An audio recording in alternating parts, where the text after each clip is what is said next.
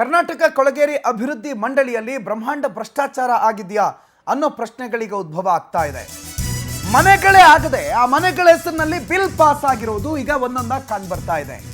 ಕೊಳಗೇರಿ ಅಭಿವೃದ್ಧಿ ಮಂಡಳಿ ಸ್ಲಮ್ ಬೋರ್ಡ್ ಸ್ಥಳೀಯ ಶಾಸಕರ ವಿರುದ್ಧ ಗಂಭೀರ ಆರೋಪ ಕೇಳಿಬಂದಿದೆ. ಹಾವೇರಿ ಹಿರೇಕೆರೂರು ಪಟ್ಟಣದಲ್ಲಿ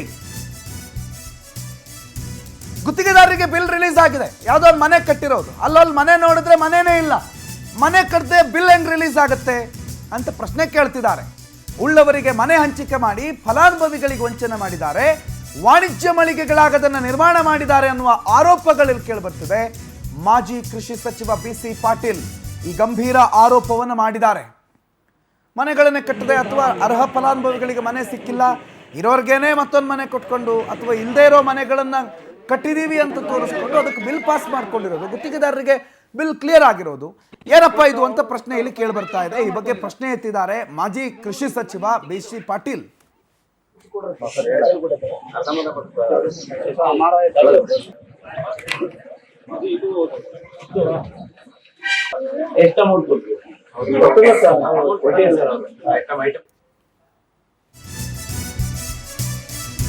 ಕೊಳಗೇರಿ ಅಭಿವೃದ್ಧಿ ನಿಗಮದಲ್ಲಿ KSDB ವತಿಯಿಂದ ಸುಮಾರು 250 ಮನೆಗಳ ಮಂಜೂರಾಗಿವೆ.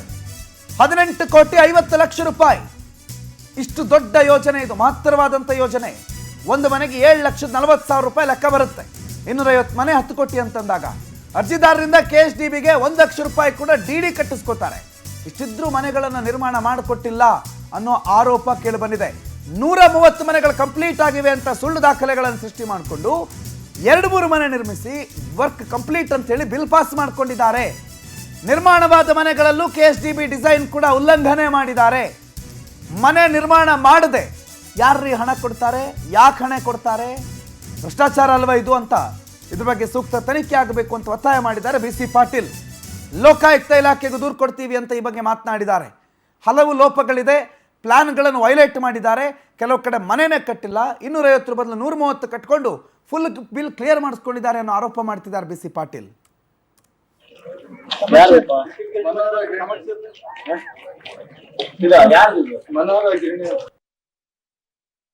ಸ್ಲಮ್ ಡೆವಲಪ್ಮೆಂಟ್ ಬೋರ್ಡ್ ಕರ್ನಾಟಕ ರಾಜ್ಯ ಇವರಿಂದ 250 ಮನೆಗಳಿಗೆ ಮಂಜೂರಾತಿ ಆಗಿತ್ತು. ನಾನಿದ್ದಾಗಲೇ ಇದು ಮಂಜೂರಾತಿ ಆಗಿತ್ತು. ಮುಂದೆ ಇದರಲ್ಲಿ ಫಲಾನುಭವಿಗಳ ಆಯ್ಕೆ ಏನು ಇರೋದಿಲ್ಲ.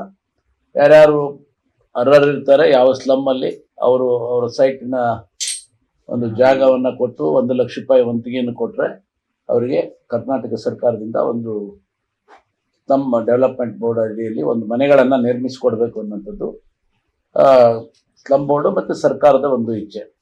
ಇದಕ್ಕೆ ಪ್ರತಿಯೊಂದು ಮನೆಗೆ 7,40,000 ರೂಪಾಯಿ. ಈಗ ನಾವು ಸ್ಲಮ್ ಬೋರ್ಡ್, ನಮಗೆ ಒಂದು ಕಂಪ್ಲೇಂಟ್ ಬಂತು, ಸ್ಲಮ್ ಬೋರ್ಡ್ ಡಿಸೈನ್ ಪ್ರಕಾರ ಯಾವ ಒಂದು ಮನೆಗಳನ್ನು ಕೂಡ ನಿರ್ಮಾಣ ಮಾಡಿಲ್ಲ. ಸ್ಲಮ್ ಬೋರ್ಡ್ ಅಲ್ಲಿ ತಂದೆ ಆದಂತ ಒಂದು ಡಿಸೈನ್ ಇರ್ತದೆ. ಇದರಲ್ಲಿ construction of 250 houses including infrastructure work in various slums of Hirekerur town under PMAY HFA ಅಂತ ಇದೆ. ಇದರಲ್ಲಿ ಮನಿ ಹಾಕ್ಸ್ಕೊಂಡಿದ್ದೀವಿ.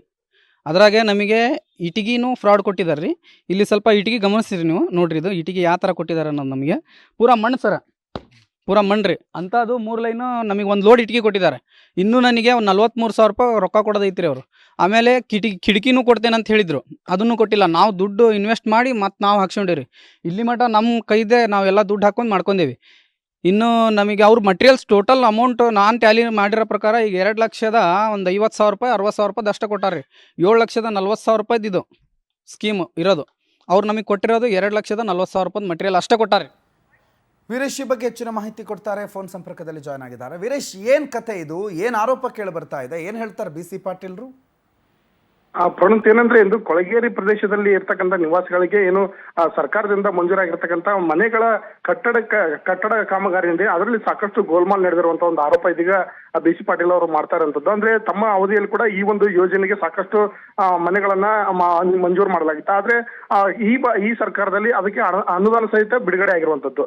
ಆದ್ರೆ ಅನುದಾನ ಬಿಡುಗಡೆ ಆದ ಸಂದರ್ಭದಲ್ಲಿ ಏನಾಗಿದೆ ಅಂದ್ರೆ ಈ ಕೊಳಗೇರಿ ನಿವಾಸದ ಮನೆಗಳು ಸ್ಯಾಂಕ್ಷನ್ ಆಗಿದೆಯಲ್ಲ, ಅದು ಒಂದು ಎಸ್ಟಿಮೇಟ್ ಪ್ಲಾನ್ ಇರುತ್ತೆ. ಈ ಪ್ಲಾನ್ ಅಲ್ಲಿ ನಿವಾಸಗಳಲ್ಲಿ ಆ ಮನೆಗಳನ್ನ ಕಟ್ಟಬೇಕು, ಇಂತಿಷ್ಟೇ ಅಮೌಂಟ್ ಅನ್ನಂಗ ಆ ಮನೆಗಳಿಗೆ ಸರ್ಕಾರದಿಂದ ಕೂಡ ಬಿಡುಗಡೆ ಆಗಿರ್ತದೆ. ಆದ್ರೆ ಆ ಕೊಳಗೇರಿ ನಿವಾಸದ ಪ್ರಕಾರ ಏನು ಆ ಸ್ಕೆಚ್ ಇರುತ್ತೆ, ಮನೆ ಸ್ಕೆಚ್, ಆ ರೀತಿಯಾದಂತ ಒಂದು ಮನೆಗಳು ಕೂಡ ಆಗಿಲ್ಲ. ಅದರಲ್ಲಿ ಸುಮಾರು 2-3 ಮನೆಗಳು ಕೂಡ ಕಮರ್ಷಿಯಲ್ ಕಾಂಪ್ಲೆಕ್ಸ್ ಗಳನ್ನ ಕಟ್ಟಿರುವಂತದ್ದು ಈ ಯೋಜನೆ ಬಂದಂತ ಹಣದಲ್ಲಿ. ಹೀಗಾಗಿ ಇಷ್ಟು ಸಾಕಷ್ಟು ರಾದ್ದಾಂತ ಆಗಿರೋ ಒಂದು ವಿಚಾರವನ್ನ ಇದೀಗ ಏನ್ ಬಿ ಸಿ ಪಾಟೀಲ್ ಅವರು ಹೊರಗೆಳೆದಿರುವಂತದ್ದು. ಇದು ಕೂಡ ಸಾಕಷ್ಟು ಒಂದು ಇದೀಗ ಏನ್ ಬಿಜೆಪಿಗೆ ಒಂದು ಉಡಿಯಾಗಿ ಸಿಕ್ಕಿರುವಂತದ್ದು. ಯಾಕಂದ್ರೆ ಸುಮಾರು 10 ಕೋಟಿ ರೂಪಾಯಿಗಳನ್ನ ಯಾವುದೇ ಮನೆಗಳನ್ನ ಕನ್ಸ್ಟ್ರಕ್ಷನ್ ಮಾಡದೇನೆ ಹಣ ಬಿಡುಗಡೆ ಮಾಡಿರುವಂತ ಒಂದು ಆರೋಪ ಇದೀಗ ಬಿ ಸಿ ಪಾಟೀಲ್ ಅವರು ಮಾಡ್ತಾ ಇದ್ರು. ಸುಮಾರು 10 ಕೋಟಿಗೂ ಹೆಚ್ಚು ಅಮೌಂಟ್ ಅನ್ನ ಅಧಿಕಾರಿಗಳು ಬಿಡುಗಡೆ ಮಾಡಿದ್ದಾರೆ. ಆದ್ರೆ ಸ್ಥಳದಲ್ಲಿ ಮಾತ್ರ ಯಾವುದೇ ರೀತಿಯಾದಂತಹ ಸರಿಯಾದಂತಹ ಮನೆಗಳು ನಿರ್ಮಾಣ ಆಗಿಲ್ಲ.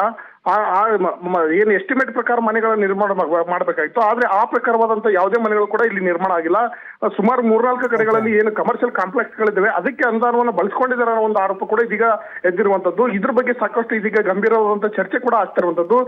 ಹೀಗಾಗಿ ಅಧಿಕಾರಿಗಳು ಮತ್ತು ಇದರಲ್ಲಿ ಶಾಸಕರು ಕೂಡ ಭಾಗಿಯಾಗಿದ್ದಾರೆ ಅನ್ನೋ ಒಂದು ಆರೋಪವನ್ನ ಇದೀಗ ಬಿ ಸಿ ಪಾಟೀಲ್ ಮಾಡ್ತಾ ಇದ್ದಾರೆ ಪ್ರಣೋತ್. ಆದ್ರೆ ಈ ಒಂದು ಕೊಳಗೇರಿ ನಿವಾಸಿಗಳಿಗೆ ಏನು ಅನುದಾನ ಬಿಡುಗಡೆ ಆಗಿತ್ತು ಅದು ಎಲ್ಲಿ ಖರ್ಚಾಯ್ತು, ಯಾಕೆ ಖರ್ಚಾಯ್ತು, ಯಾವ ಅಧಿಕಾರಿಗಳು ಬಳಸಿಕೊಂಡ್ರ ಅಥವಾ ನಿವಾಸಿಗಳಿಗೆ ಏನಾದ್ರು ಸುಳ್ಳು ವಂಚಿಸಿ ಬೇರೆ ಯಾರಾದ್ರೂ ಲಪ್ಟಾಯಿಸಿದ್ರ ಅನ್ನೋದ್ರ ಬಗ್ಗೆ ಈಗ ಅನುಮಾನ ಇದ್ದಿರುವಂತದ್ದು. ಈ ಬಗ್ಗೆ ಸ್ಪಷ್ಟವಾದಂತ ಒಂದು ತನಿಖೆ ಕೂಡ ಮಾಡಬೇಕು. ಇದು ಕೇವಲ ಇಡೀ ಹಿರೇಕೆರೂರು ಕ್ಷೇತ್ರದಲ್ಲಿ ಮಾತ್ರವಲ್ಲ, ಇಡೀ ರಾಜ್ಯದಲ್ಲೇ ಆಗಿರುವಂತ ಒಂದು ಘಟನೆ ಅನ್ನುವ ಮಾಹಿತಿಯನ್ನು ಕೂಡ ಇದೀಗ ಬಿ ಸಿ ಪಾಟೀಲ್ ಅವರು ಹೊರಹೊಮ್ಮಿಸಿರುವಂತದ್ದು. ಸರ್ಕಾರ ಈ ಬಗ್ಗೆ ಗಂಭೀರವಾಗಿ ಪರಿಗಣಿಸಿ ಇದ್ರ ಬಗ್ಗೆ ಸೂಕ್ತ ತನಿಖೆ ಮಾಡಬೇಕು ಅನ್ನೋ ಒತ್ತಾಯವನ್ನು ಕೂಡ ಇದೀಗ ಬಿ ಸಿ ಪಾಟೀಲ್ ಮಾಡಿದ್ದಾರೆ ಪ್ರಣೋತ್.